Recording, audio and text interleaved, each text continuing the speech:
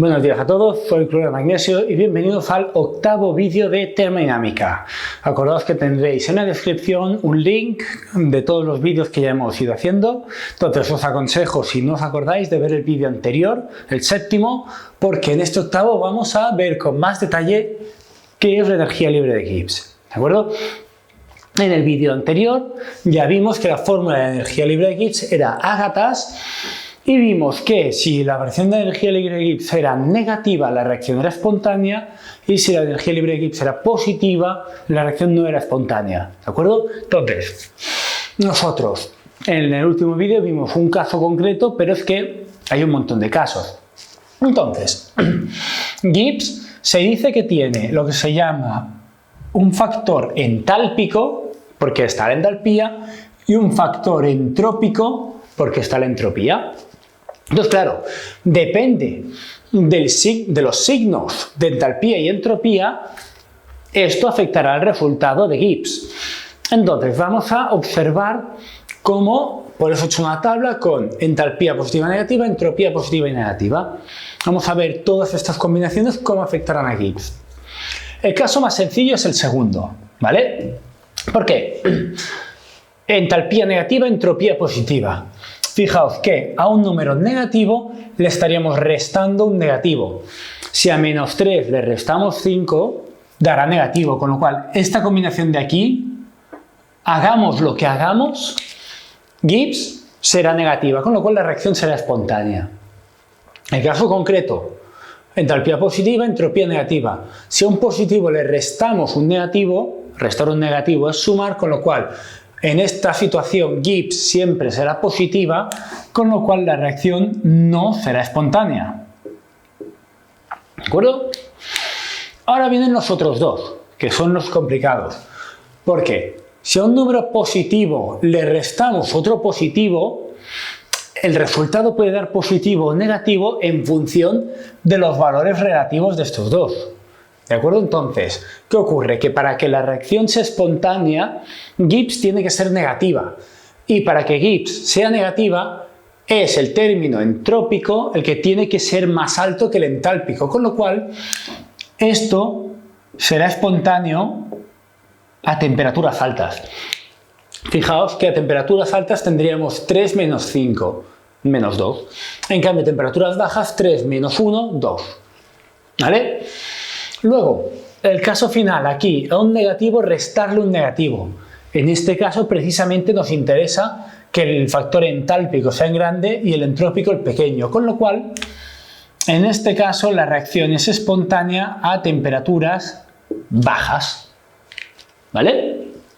Entonces, de todo esto, además, se pueden hacer gráficas del valor de Gibbs en función de la temperatura, que vamos a verlos todos. El primer caso, tenemos Gibbs en función, no hace falta alargar esto tanto, en función de la temperatura.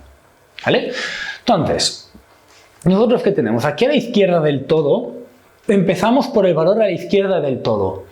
A la izquierda del todo, la temperatura valdrá 0, con lo cual, si la temperatura vale 0, todo el término entrópico vale 0 y Gibbs es igual a la entalpía.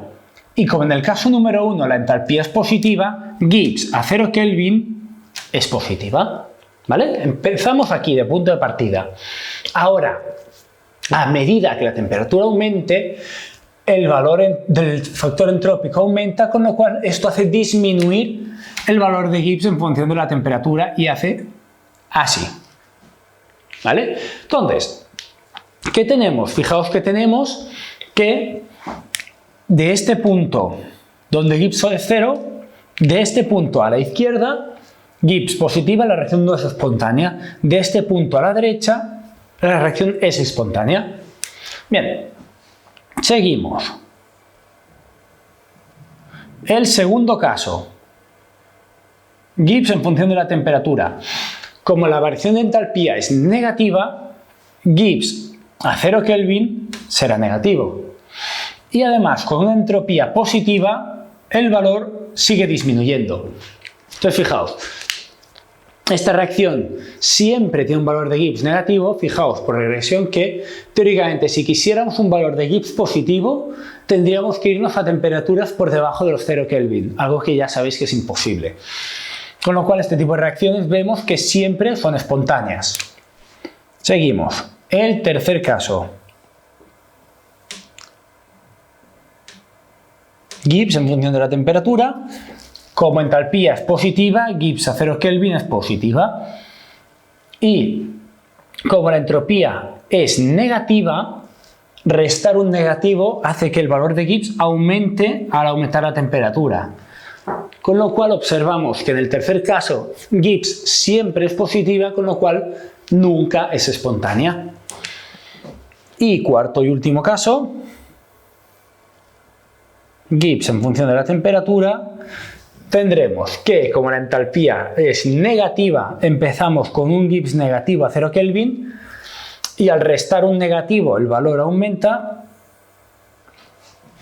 Y que observamos que desde este punto a la izquierda Gibbs negativa, con lo cual reacción espontánea, de este punto a la derecha Gibbs positiva, reacción no espontánea.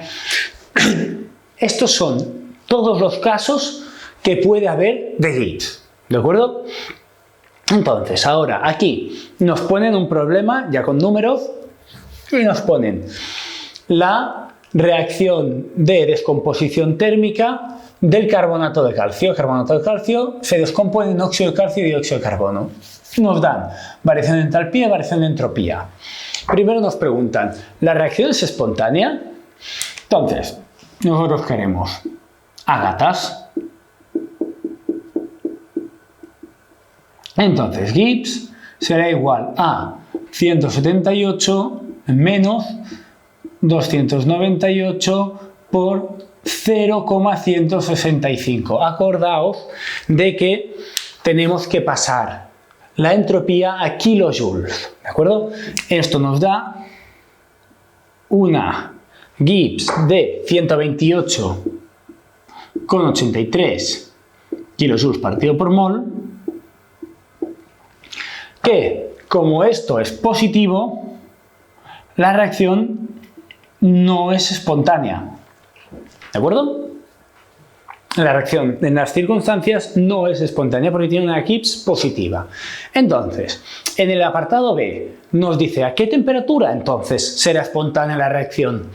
Entonces, nosotros vemos que entalpía positiva, entropía positiva, tenemos un caso número 1 donde la reacción es espontánea a altas temperaturas. Entonces, aquí como reflexión, si a 25 grados centígrados, 298 Kelvin, la reacción no era espontánea, entonces, por lógica, este valor nos tiene que dar más alto que 298. ¿Vale? Si hicierais cálculos y os diera un valor de 150, algo tenéis que estar haciendo mal. ¿Vale? Entonces, bien, tenemos un caso como el número 1. Reacción espontánea, temperaturas altas. Vale, pero ¿a qué temperatura concretamente? Nosotros habíamos hablado de este punto de aquí. A partir de esta temperatura es cuando tendremos que Gibbs es negativa, con lo cual reacción espontánea. Vale, a partir de este punto. ¿Y cómo calculamos este punto? Porque Gibbs igual a 0. ¿Vale?